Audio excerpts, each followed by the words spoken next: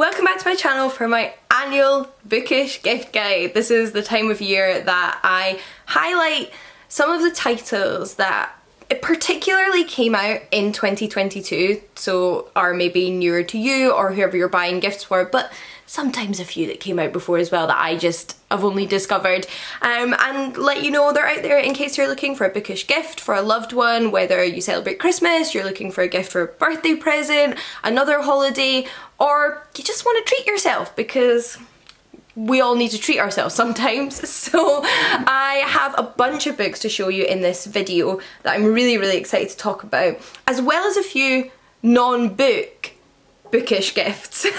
So I thought I would start with those gifts specifically, the ones that aren't actually books but would be perfect for a reader or a book lover.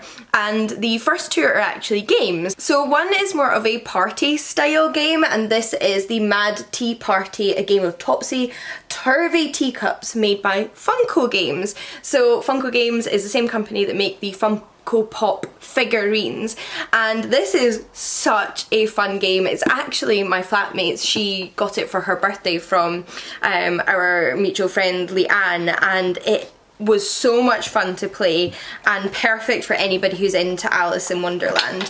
This is what the inside looks like, and basically you have a bunch of little teacups as well as a table that you set up, and is somewhat imbalanced. It has like a wobbling feature to it, and you have to try and balance the teacups on them without falling over, a little bit like Jenga. And you pick cards that instruct you on how you're meant to stack your teacups, in what size order, colour order, etc. And it's really fun. It's a game that you can play really quickly, just 1 or 2 rounds, or you can sit and while away a good amount of time with it, and it's suitable for 2 players, 3 players, 4 players, up to 10 players in fact, according to the box here. I really like this, and Jill, being a Alice in Wonderland fan, was really pleased with it herself, so I had to mention this in here in case you also have an Alice fan in your life. We then have one of my board games, which I recently picked up because it is the special edition re-release of Clax, a Discworld board game. So this is the 5th anniversary edition of this board game, and more so than it just being nice, there is a special edition of this game. I was so excited because the original edition is out of print. You can no longer buy the original Clax board game, which I'd always wanted because this is my favourite Discworld book. It's based on Going Postal, and it's based on the Clax system, which is a sort of telegram meets phone line system that exists in Terry Pratchett's fantasy world. If the person you're buying for is into the Discworld, they'll know what it's all about. And it is a more traditional tabletop board game that you can actually play with 1 to 4 players. So there is a solo mode, which is really nice in board games, because as much as I love board games, I realise that it's not always feasible to find somebody to play with you. Maybe you don't know somebody who's into board games, or you just can't get to see them at this time, but you still want to make the most of the games in your collection. So when a game has a solo version, I'm really up for that, and I also think it makes it an extra nice present because it means they're guaranteed to be able to play it whether they have somebody at hand or not. Something else you can also enjoy by yourself or enjoy with others is of course the classic jigsaw puzzle, but I particularly wanted to highlight this jigsaw puzzle because it's a recent release from Big Potato Games, who are one of my favourite board game, tabletop and jigsaw puzzle companies. Love everything they bring out, and this is a particularly fun jigsaw. It's called Mayhem in the Library, and not only is it, you know, a classic jigsaw, you put all your pieces together, I don't need to explain how a jigsaw works to you, but it has that bookish theme of being set in a library, and there's an added bonus in that it's also a find the hidden secrets, find the hidden books game as well. So once you've built the jigsaw, or whilst you're building the jigsaw, there is a whole series of books that you can uncover within this image that are hinted at. And when I say books, I don't mean physical books, I don't mean like, oh, here's 1, 2, 3 books on the shelves. I mean basically sort of dingbats or puns on book titles in images. So I am going to spoil one here for you that you can see on the cover, which is the Very Hungry Caterpillar. Right here we have a little caterpillar eating his way through an apple. So there you go, book title number 1, and they're mainly classic books that you'll recognise the titles of, hopefully.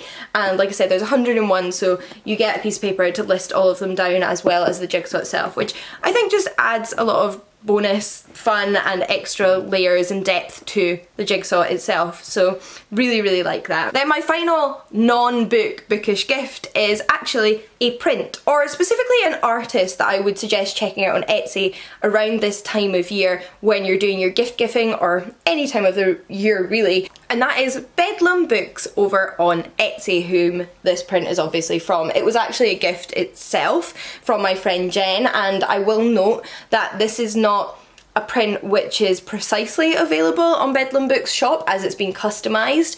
They have created a beautiful range of prints just like this, where you get a collection of spines according to a different theme, and this one is Greek and Roman myth retellings, which obviously perfect for me, absolutely love that. And you can buy the main version of this print on their website or their Etsy page, but you may notice that there's a very special book in this print, which is this one here. This is the Spine of Greek Myths, which is my book. It was my first published book. It's my children's book all about Greek mythology. So my friend Jen very kindly asked Harry, the owner of Bedlam Books, to customise this print, and Harry very kindly did.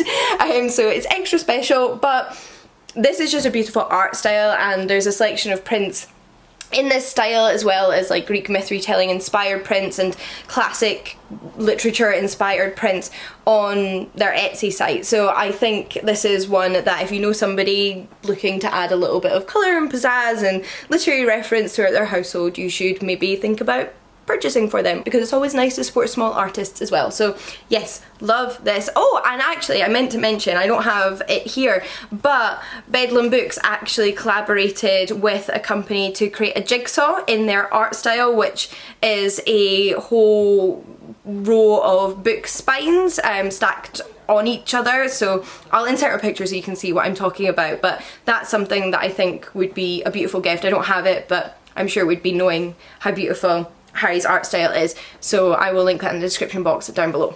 Then before I get into the traditional fiction and non-fiction, I want to mention a few books that aren't traditional books, if that makes sense. So books that serve a purpose other than just being read from cover to cover, enjoyed and potentially learned from. And one of those is a cookbook. So this is the Tofu Cookbook, perfect for vegetarians, vegans or just tofu fans. And it's actually made by the brand Tofu company, who are a brand of tofu. If you eat tofu, I imagine you'll be familiar with the brand Tofu, particularly here in the UK, because they're one of the more widely accessible brands, and they make really good products. I really like tofu, and I first learned about this cookbook from the packaging of a box of tofu from them, and decided to pick it up because I love cooking with and eating tofu, but sometimes it's nice to have a little bit of new inspiration.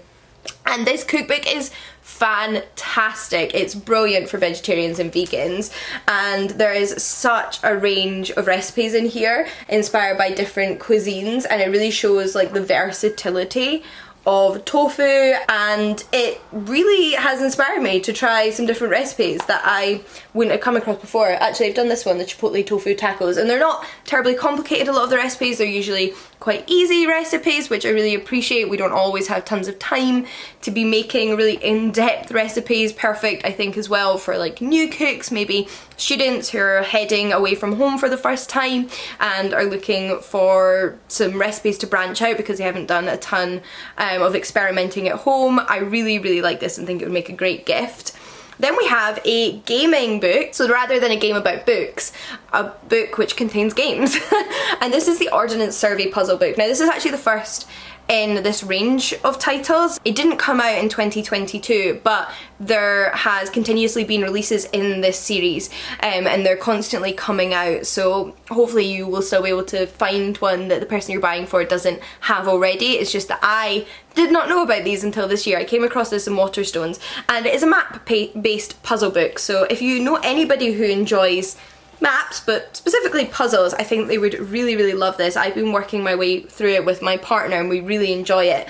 But essentially each page has a different map of a section of the UK, and it comes with a series of questions that are easy, medium, tricky and challenging, and I think they're pretty well ranked, and it really varies from map to map. I actually feel like I've gotten to learn random little snippets about the geography of the UK as well along the way, but mainly I bought it as a fun activity to do to sort of work my brain and pass time. I love a puzzle, so this I think is really fun, and I think the whole series is fun for people who like puzzles, so you might want to check it out.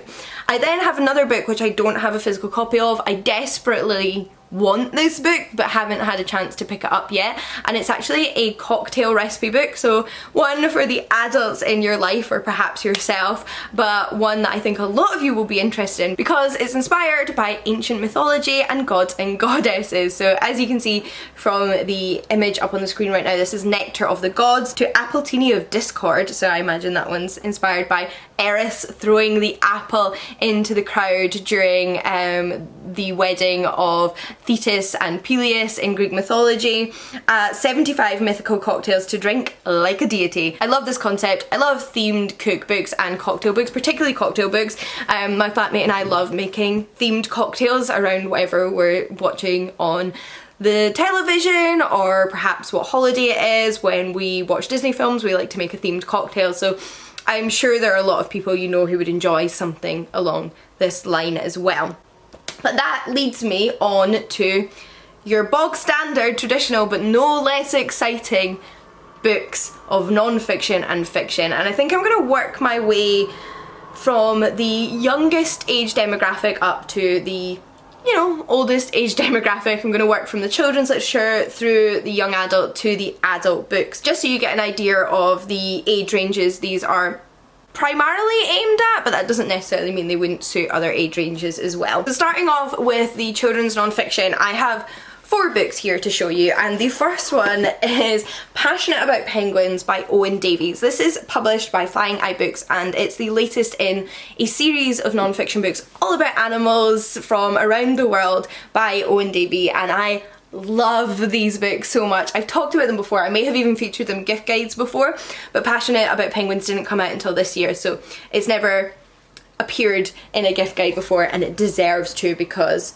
look at these illustrations. They are so beautiful. They are so fun. I really love Owen Davies' style. And I also think these books are so genuinely educational, and I'm talking from the perspective of an adult who has read them and learnt things about the animal kingdom. Like, I love these.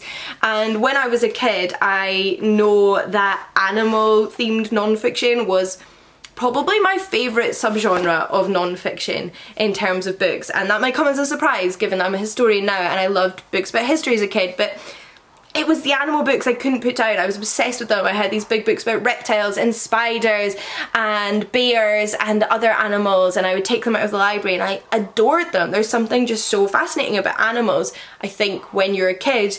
Not that you necessarily grow out of that, but for that reason I don't think animal themed non-fiction can ever go amiss, and if you know a little one in your life who might like this or the rest of the books in Owen Davies series, definitely check this out. My favourite is Fanatical About Frogs, because I love frogs. On that note, another children's non-fiction book about animals that I really wanted to mention, but that hasn't arrived in the post yet, is Do Bears Poop in the Wood? I mean, that is just like the perfect title for a children's book. Like, come on.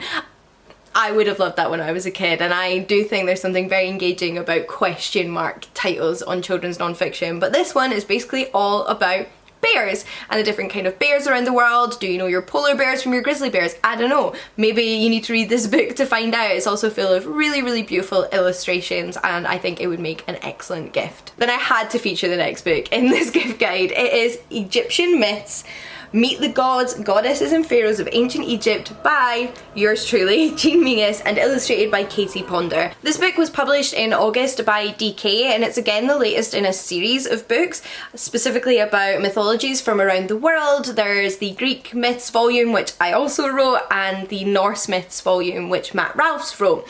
And I am obviously incredibly proud of this book and couldn't not include it in this gift guide, so I hope you will allow me that. But for those of you who are wondering, this is what some of the illustrations look like inside. It contains a multitude of stories from Egyptian mythology about their gods, their pharaohs, and other characters that you meet along the way. It also includes sort of reference spreads, both about the gods and goddesses themselves. So here we have Osiris and Isis with a page each and little facts about them, and other little aspects of ancient Egyptian culture, which I think help contextualise the myths and show their significance to the society that worship these gods and goddesses. So this is a section all about the different kinds of tombs in ancient Egypt. Here we have a section all about the mummification process, etc, etc. And given that this year is also the 100-year anniversary of the discovery of Tutankhamun's tomb, I just think this is a particularly appropriate book. I love it, I'm very proud of it, and if you know somebody who would enjoy it, check it out. We then have two more books on a mythology and folklore theme, and it's these volumes here. Now, this book here is actually the one that came out this year in 2020, but I had to show you both because I haven't shown them in gift guides before, because this one came out in 2021. And they are Lore of the Land, Folklore and Wisdom from the Wild Earth, and Lore of the Wild, Folklore and Wisdom from Nature, both by Claire Cox Starkey. And again, these are illustrated volumes specifically published by Wide Eyed, and they focus on folklore and fairy tales from around the world, but they draw on one specific theme. So like I mentioned, the most recent volume, Folklore and Wisdom from the Wild Earth. And these books are a lot of fun. They feature both lots of fun facts and information about the worship and beliefs surrounding elements of the natural world in different cultures throughout history. We have, for example, here mythical woodland creatures, and I love the illustrations. And then we have a few stories dotted around here and there, including Why the Sea Moans, a Brazilian folk tale. So I think these are just genuinely stunning and interesting books that anyone would be pleased to unwrap, probably adults as well as children. Then in terms of novels for middle grade readers, so perhaps ages 9 to 12, pre-teens, we have Giant by Nicola Skinner. Now I have to just show you how beautiful this physical book is. This is the hardback edition and it is gorgeous. Look at that. I do think there's something to be said for beautiful books, especially when you're buying a gift. These are the end pages in here, and I adore Nicola Skinner's middle grade work. She is one of my favourite contemporary middle grade writers, and this one's set in a more mystical, magical world where everyone has a giant. So when you're a child, you have a giant, and this giant is your constant companion. But then when you reach a certain age, which I believe is 11, yes, it's 11, you have to sort of give up your giant, because that giant is then supposed to give up its existence, essentially, to keep the stone wall around this city from falling. And this is specifically about a little girl called Minnie who doesn't want to give up her giant, and she doesn't want her giant to have to give up their freedom either, which is lovely. We then have a couple of books more specifically for the YA teen demographic, and the first of those is The Boy Lost in the Maze by Joseph Coelho. This is actually a proof copy, but just to clarify, this pink strip here would not be on your finished copy. But this is actually a retelling or a book inspired by the myth of the Minotaur, told through poetry. So Joseph Coelho is predominantly a children's poet, and he writes the most gorgeous children's poetry. I love, love, love Joseph Coelho's work and his books. But this is a narrative in poetry, in verse, that tells the story of this young boy's life, specifically Theo's search for his dad and his relationship with manhood and what manhood means to him. So I think this one would make a fantastic, fantastic gift for any teen in your life, as well as Nothing More to Tell by Karen M. McManus. So this is Karen M. McManus's latest YA thriller novel, and I adore these books. I'm an adult, I still think they're fantastic, but I particularly think this might appeal to a lot of teens in your life right now if they've been watching One of Us is Lying on Netflix, because if you didn't know, One of Us is Lying is actually inspired by Karen M. McManus's first YA thriller of the same name, and she's been consistently like pumping out fantastic pacey, absorbing YA thrillers since then, and this is her latest installment, Nothing More to Tell. This novel in particularly is all about Bryony, who left her previous school after her favourite teacher was murdered and the case went unsolved. She's now got an internship on a popular true crime show, and she decides to use this opportunity to investigate what happened to that teacher. So I think perfect for like fans of any kind of like YA thrillers, but specifically and particularly those who've been enjoying One of Us is Lying on Netflix. Then we have a book which I would consider a sort of crossover between YA and adult. I think it's perfect for those sort of bridging that gap between young adult and adult literature, and I think both adults and teens will enjoy it, which is Daughter of the Moon Goddess by Su Lin Tan. So the sequel to this book is actually out this month, I believe, in November. I have my copy pre-ordered, which I'm very, very excited about. And this book is a retelling of the Chinese myth of Chang'e, who is the moon. She is the goddess of the moon, the incarnation of the moon, and specifically this book follows the story of her daughter, a character created for this story that is sort of secluded from the rest of the divine society because her existence has been hidden all these years until she has to flee her home and ends up joining the imperial court. It's really, really beautiful, and I particularly love that it sort of explores the relationship between mother and daughter, and it's about a daughter trying to save her mother, as well as having your good old fantasy romance elements and adventures and battles, etc. It's really, really beautiful and really, really fun, and like I said, I think a lot of different readers will enjoy it. Then moving on to some adult novels before I look at the adult non-fiction. So first up we have Babel by R.F. Kuang, an arcane history. This book has had a ton of buzz around it, and that's one of the reasons I think a lot of people, you know, may be looking to get a copy during their next like gifting occasion. And also because it's an exploration of the dark academia genre, but one that actually sort of turns the genre's head and looks at the like problematic nature of some of the romanticization that has arisen around the dark academia like aesthetic and concept, and particularly in terms of racism. And this book is actually set in 1800s Oxford at Oxford University, and follows a young woman who becomes a member of Babel, the prestigious Institute of Translation at Oxford University. But rather than it being this like dream position or dream role and change in her life, it's a lot darker and sinister and potentially entrapping than she ever expected. We then have another big release from 2022, which is Stone Blind by Natalie Haynes.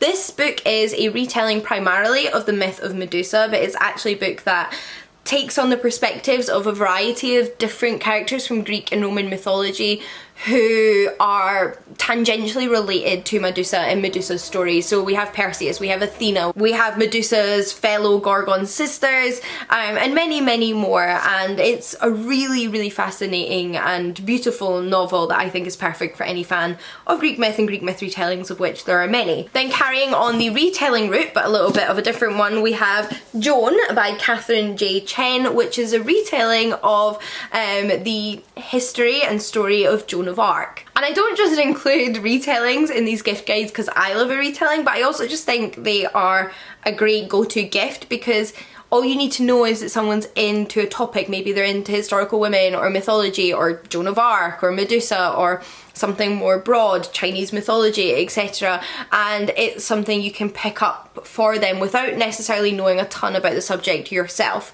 I think that makes it a lot more accessible as a gifting option. So yeah, just wanted to add this to the list. Then a book that's not a retelling but I really wanted to include in this video is Legends and Lattes by Travis Baldree. Now this again is a proof, and the hardback edition comes out this month in November, but it was previously available in self-published format and a paperback format, and I have to say I love the cover of the self-published edition personally, but it has been picked up by Tor and is now being given a whole new lease of life and opened a whole new market, which is obviously fantastic. It gets it out there into bookshops, and this one is a sort of hope punk, joy-filled fantasy novel, which is something that I think we all need a little bit more of. Less grimdark, less doom and gloom. Sometimes we just need something that'll put a smile on our face, something comforting and escapist, and that's exactly what this is. It's sapphic, it's fantastical, it's hopeful, and it's all about a woman warrior orc who's decided to set down their sword and set up a coffee shop.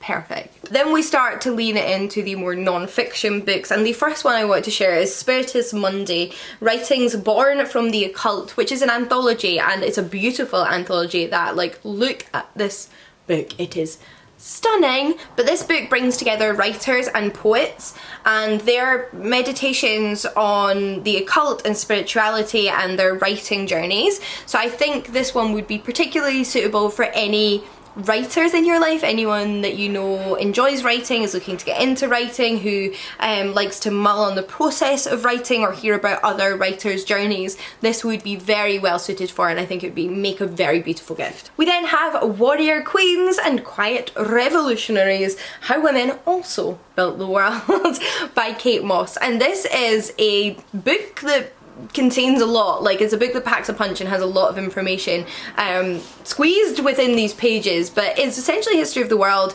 and some of the most influential women in it. There are more than 1,000 women in this book. It's effectively a dictionary of fascinating women from around the world, some of whom you may have heard of before, but others who perhaps really haven't had much written on them or much attention paid to them over the years, and deserve it. So I really think that a lot of people would enjoy this as a gift this year, who are perhaps into history, who are perhaps into feminism, the history of women specifically, but also just like the history of the world. This really cool book in scope. Then we have two little books from a series that are being published by Flame Tree Books, and I just absolutely adore.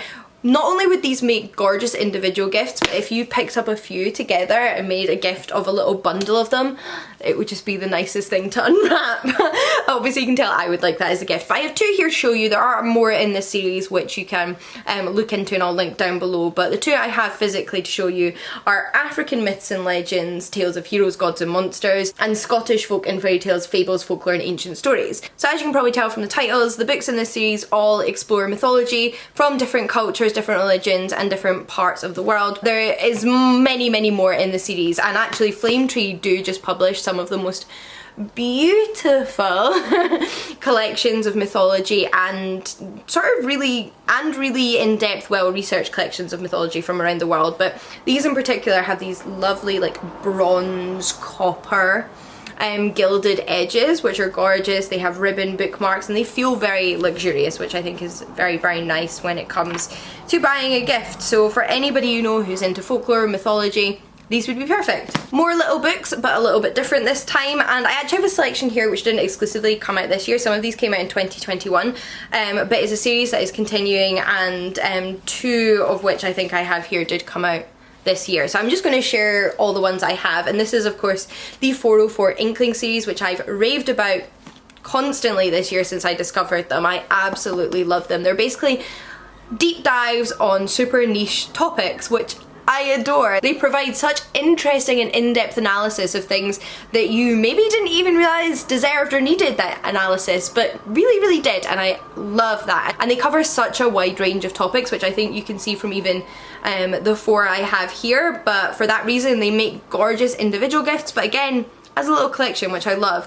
And here we have They Came to Slay the Queer Culture of D&D. I mean, any D&D fans, anyone interested in the history of LGBTQ plus culture, perfect gift. Whatever Next on adult adoptee identities, The Appendix, trans masculine joy in a transphobic culture, and Love That Journey for me, the queer revolution of Schitt's Creek. Probably most interesting to fans of Schitt's Creek like myself. So yeah, I love this series. I think they're really beautifully designed little books with really interesting ideas inside, so definitely would make great gifts. I then have two more non-fiction books I do want to briefly include in this gift guide, but I don't have physical copies of. One, because it's not actually out when I'm filming. It should be out when this video goes live, and it's definitely out in November. And the other because it was meant to be delivered yesterday, but DPD decided no. So I don't have it on me. But the first is It Came From the Closet, Queer Reflections on Horror. Again, anybody in your life who is interested in the history of literature, media, film, and likes watching horror films, but is also into LGBTQ plus cultures, perhaps queer themselves, will probably love this book. And then we have The Real Middle Earth, A History of the Dark Ages that Inspired Tolkien by Brian Bates. This one's a dead giveaway. You basically just need to know somebody who likes Lord of the Rings and who likes history, which is a very common overlap. This book I actually was planning on giving to my flatmate for Christmas, so hopefully it still arrives. But yeah, great for fantasy and history fans alike. But that basically brings this year's gift guide to a close. Those are all of the bookish, themed, related and literal book gifts I wanted to recommend that you might want to check out this year for yourself or others in your life. If you are still looking for more gifts, I will link my previous year's gift guides in the description box down below, because there's quite a back catalogue now. I've been doing this for a while and I still really enjoy it. In the meantime, I'd love to hear from you any books that came out in 2022 you think would make fantastic gifts, in case that's useful for anybody else but also for me, because I still haven't done my Christmas shopping. And if you'd like help thinking of a book to get someone in your life that you don't feel has been covered in this video, feel free to ask, because I will certainly give it a shot. But until next time, happy reading, and I will see you all again soon. Bye everybody!